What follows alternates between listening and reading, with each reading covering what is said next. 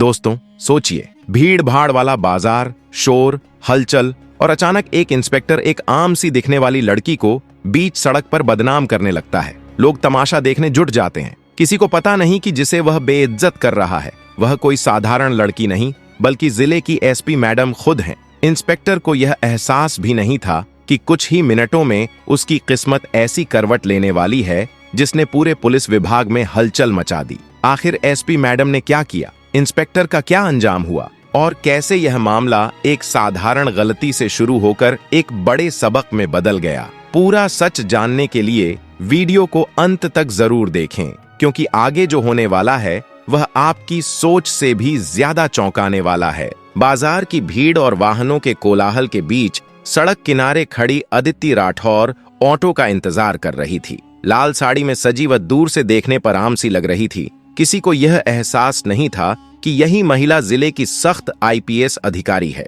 तभी तेज रफ्तार से एक काली जीप सड़क के किनारे आकर रुकी और उसमें से उतरा लगभग 42 साल का इंस्पेक्टर कबीर सिंह, जो डीएसपी का भरोसेमंद आदमी माना जाता था और जिसके चेहरे पर अकड़ साफ झलकती थी। जीप से उतरते ही उसने हल्की मुस्कान फेंकी और लापरवाही भरे अंदाज में बोला, चले मैडम। उसकी आवाज में बेफिक्री और छुपा हुआ व्यंग्य दोनों थे। अदिति को भीतर ही भीतर गुस्सा आया, लेकिन चेहरा बिल्कुल सख्त रखा। कबीर उसके और करीब आकर हंसते हुए बोला, अरे मैडम, इतनी गंभीर क्यों हो? अपने आशिक को एक नजर देख भी लो। तुम्हें देखे बिना मेरी सुबह पूरी नहीं होती। चलो आज कहीं घूम आते हैं। उसकी बातें बेहूदी थीं, जैसे किसी पुराने जान पहचान वाले की तरह बर्ताव कर रहा हो, जबकि दोनों का कोई रिश्ता था ही नहीं। सीधी सी बात, वह सरेआम छेड़खानी कर रहा था। अदिति ने कड़े स्वर में कहा, आपको कोई हक नहीं कि किसी अनजान लड़की से इस तरह बात करें। पर कबीर ने इसे बस मजाक समझकर फिर वही लहजा अपनाया।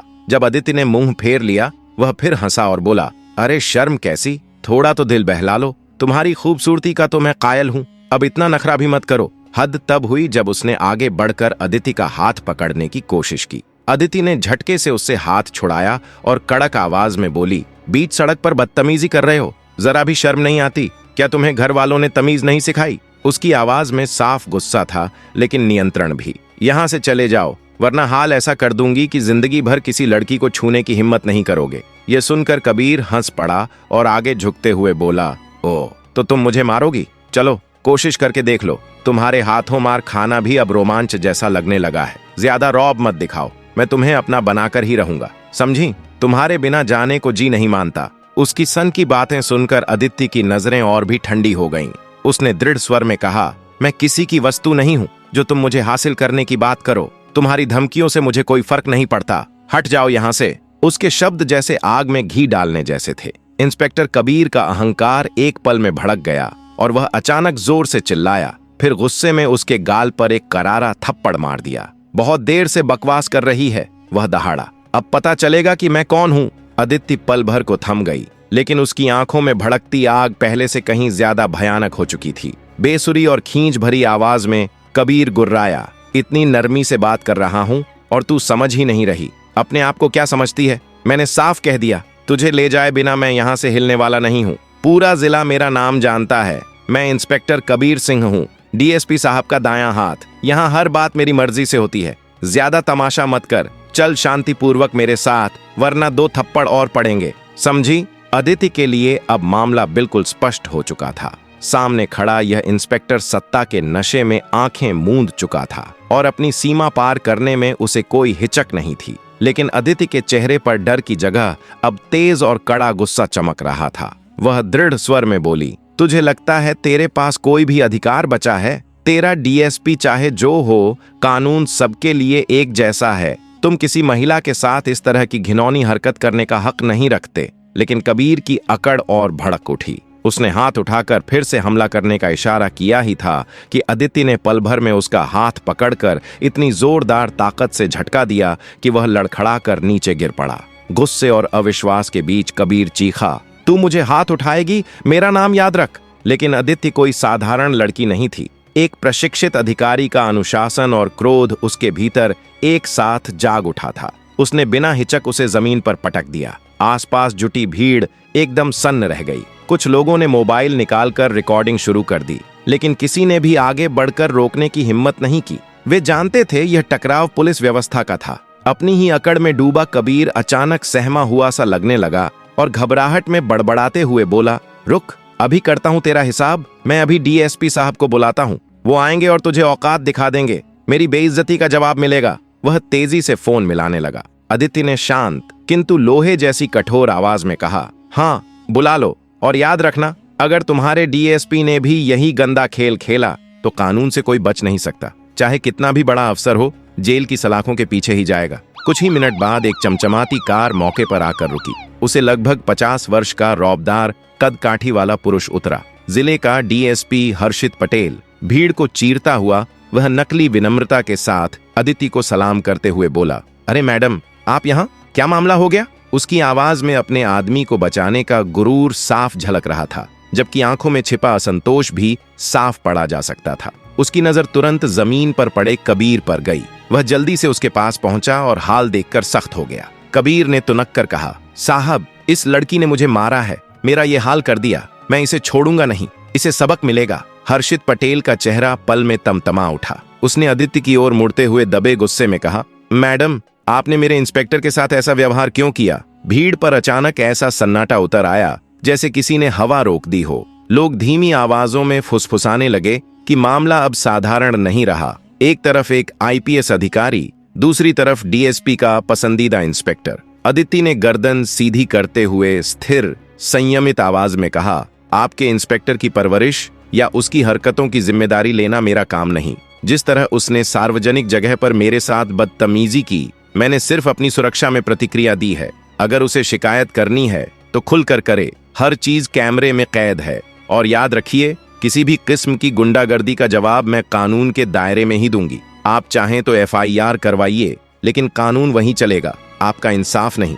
कबीर की घिनौनी हरकत और थप्पड़ के बाद बनी स्थिति अब और गंभीर हो चली थी। हर्षित पटेल के स्वर में पहले वाली दबंगई थी, लेकिन जैसे ही अदिति ने तेज और तर्कपूर्ण आवाज में कहा कि पहले अपने इंस्पेक्टर की गलतियां सुने और फिर राय बनाएं, माहौल पूरी तरह बदल गया। उसने साफ कहा कि यह मामला सरल माफी से नहीं सुलझने वाला, क्योंकि यह आत्मरक्षा का मुद्दा नहीं, बल्कि एक महिला के सम्मान पर हमले का मामला है। हर्षित पटेल ने तुरंत हाथ जोड़कर क्षमा मांगने जैसा इशारा किया और कहा, मैडम, मैं अपने इंस्पेक्टर की ओर से माफी मांगता हूं। मुझे पूरा मामला पता नहीं था। लेकिन अदिति का स्वर शांत होने के बावजूद अटल था। अगर आपके इंस्पेक्टर ने गलती की है तो सिर्फ सॉरी काफी नहीं, कानूनी कार्रवाई अनिवार्य होगी। कोई भी पद, चाहे कितना ऊंचा क्यों ना हो, किसी महिला पर हाथ उठाने या छेड़खानी करने का अधिकार नहीं देता। भीड़ में एकदम सन्नाटा पसर गया। सबके मन में यही सवाल तैर रहा था कि शक्ति से भरे अधिकारी और कानून लागू करने वाली ताकत के बीच आखिर आज टकराव किस ओर झुकेगा। वहीं कबीर, जो कुछ समय पहले तक अकड़ में सीना चौड़ा कर रहा था, अब अपने डीएसपी के बदलते रुख से अंदर ही अंदर कांपने लगा था। उसे समझ नहीं आ रहा था कि आखिर उसका संरक्षण कहां गायब हो गया। अपराध बोध और शर्मिंदगी की मिलीजुली हालत में वह चुपचाप खड़ा था। आदित्य ने मौके पर ही अपनी पहचान स्पष्ट करवाई, सभी मोबाइल रिकॉर्डिंग्स सुरक्षित कराईं और उपस्थित गवाहों के बयान नोट करवाए। कई लोग पहले ही घटना रिकॉर्ड कर चुके थे। इसके बाद उसने आदेश दिया कि कबीर को तुरंत थाने ले जाया जाए। सब इंस्पेक्टर कुणाल सिंह अपने 2-3 हवलदारों के साथ तेजी से पहुंचे, स्थिति समझी, गवाहों के बयान लिखित में लिए और इंस्पेक्टर को हिरासत में लेने की प्रक्रिया शुरू की। थाने पहुंचकर आदित्य ने पूरी प्रारंभिक जांच खुद संभाली। व्यवस्थित और पेशेवर अंदाज में गवाहों से पूछताछ हुई, मोबाइल फुटेज और आसपास लगे सीसीटीवी की जांच के निर्देश दिए गए। जांच के दौरान जो बात सामने आई वह और भी चौंकाने वाली थी। कई युवतियों ने बताया कि कबीर लंबे समय से सार्वजनिक स्थानों पर महिलाओं को घूरना, अपमानजनक टिप्पणी करना और कई बार जबरन छूने की कोशिश करता था। कई लड़कियां डर और अधिकारी की ऊंची पकड़ के कारण पहले कभी शिकायत करने की हिम्मत नहीं जुटा पाईं। आदित्य ने इन गवाहियों को अत्यंत गंभीरता से लिया और तत्काल एक विस्तृत लिखित रिपोर्ट तैयार करवाने का आदेश दिया। गवाहों के बयान, वीडियो रिकॉर्डिंग और प्रारंभिक कानूनी दस्तावेजों को संकलित करते हुए आदित्य ने स्पष्ट सिफारिश की कि कबीर पर सबसे सख्त धाराएं लगाई जाएं, क्योंकि यह सिर्फ एक घटना का मामला नहीं, बल्कि लंबे समय से जारी एक खतरनाक पैटर्न का हिस्सा था। ताकत का घमंड, पद का दुरुपयोग और महिलाओं की सुरक्षा पर सीधा हमला। उसे समझ आ गया था कि यह लड़ाई अब व्यक्तिगत अपराध से कहीं बड़ी हो चुकी है। यह समाज को यह दिखाने की लड़ाई थी कि कानून के आगे किसी की रौबदारी नहीं चलेगी। इसी सोच के साथ उसने पूरा केस संक्षेप में तैयार करवाकर कलेक्टर शिवांश वर्मा को मामले से अवगत कराने का निर्णय लिया। अगली सुबह दस्तावेजों से भरे फोल्डर को हाथ में लिए वह सीधे कलेक्टर कार्यालय पहुंची, क्योंकि अब मुद्दा सिर्फ एक इंस्पेक्टर नहीं बल्कि प्रशासन की प्रतिष्ठा और न्याय की बराबरी थी। शिवांश वर्मा के चैम्बर में बैठकर अदिति ने बिना किसी अतिशयोक्ति या नाटकीयता के पूरा घटनाक्रम क्रमबद्ध तरीके से रखा।